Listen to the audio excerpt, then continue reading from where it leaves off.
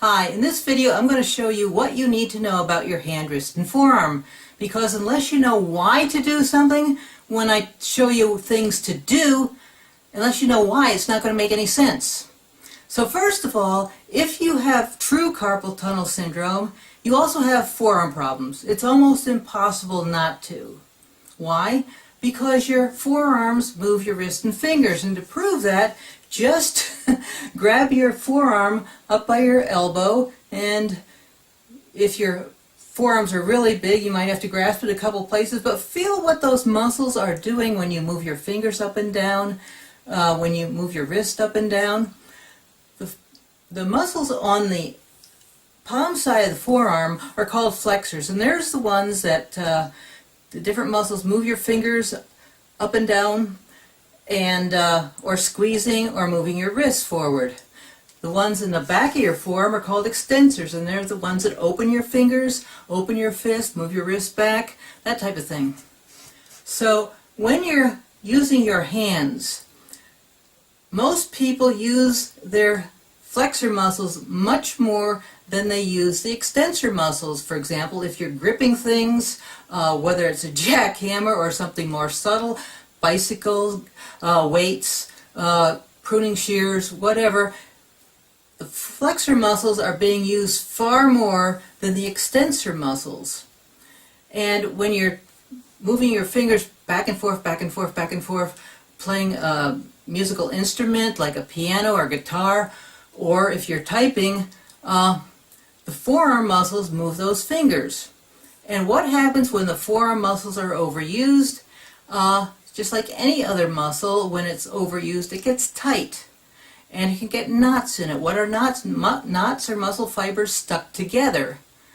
And the more muscle fibers that there are stuck together, that shortens the muscle. And a shorter muscle is weaker. You can also have muscles stuck in contraction. They're not in spasm, they're just the little muscle cells are stuck. And that shortens the muscle. So what happens? It pulls your carpal tunnel forward. It also weakens the muscle. Why? Because it's not using its full potential. So when the muscles are tight and they pull the wrist forward, that leaves less room in the carpal tunnel. And what's the carpal tunnel?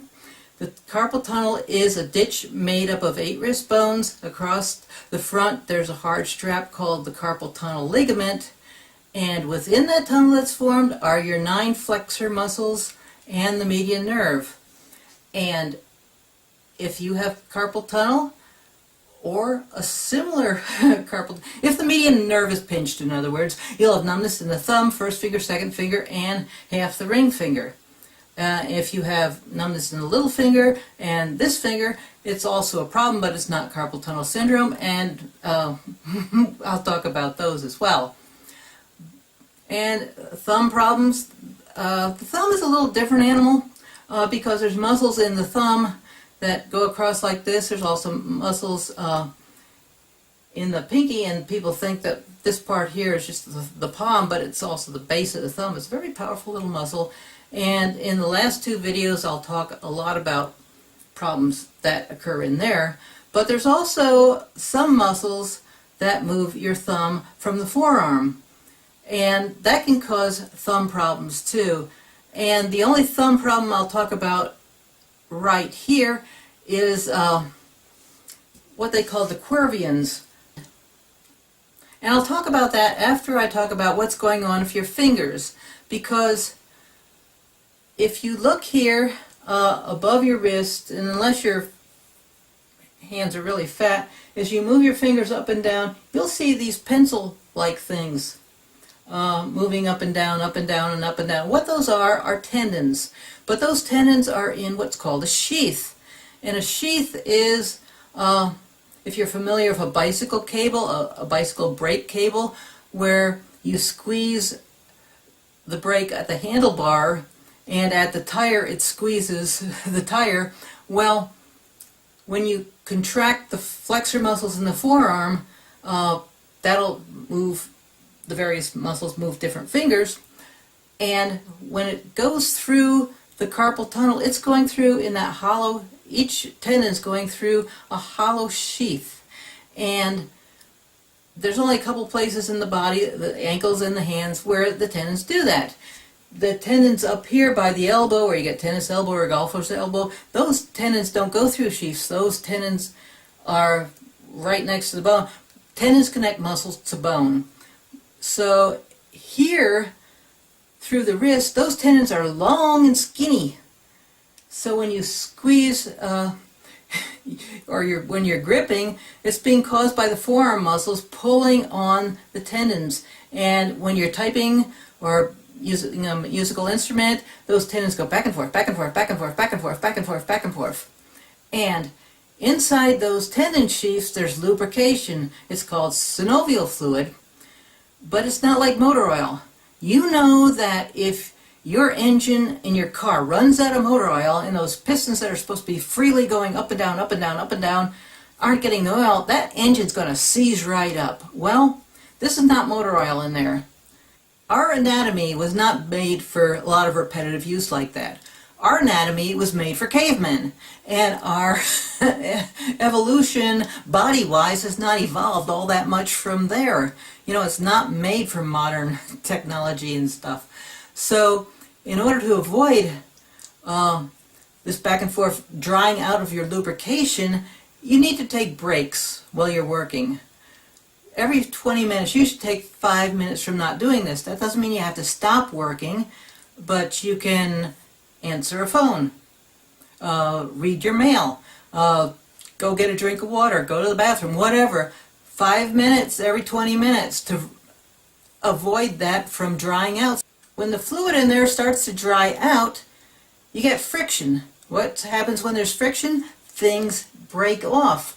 Little pieces of tendon might slough off, little pieces of your sheath.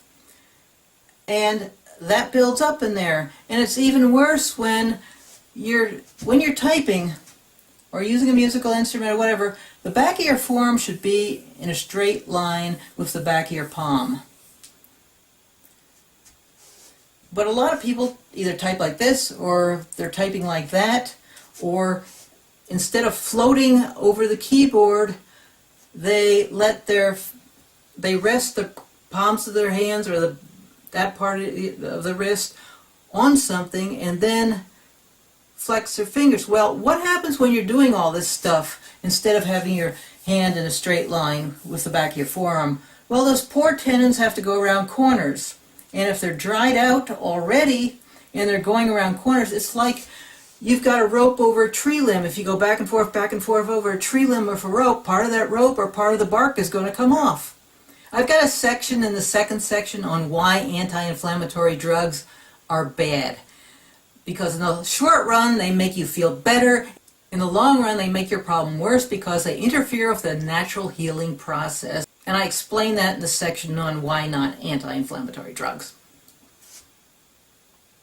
But you can mechanically work on those. Now when they do surgery, they slit that carpal tunnel ligament. No matter what type of surgery, you know, there's open carpal tunnel surgery and there's endoscopic where you don't see as much of a scar, but they're still splitting that ligament, which is that hard strap across there. And just about everybody who has carpal tunnel surgery has got a weakened grip because that strap there is to provide leverage. The only time you should consider carpal tunnel surgery if it's gotten so bad you've got no other choice.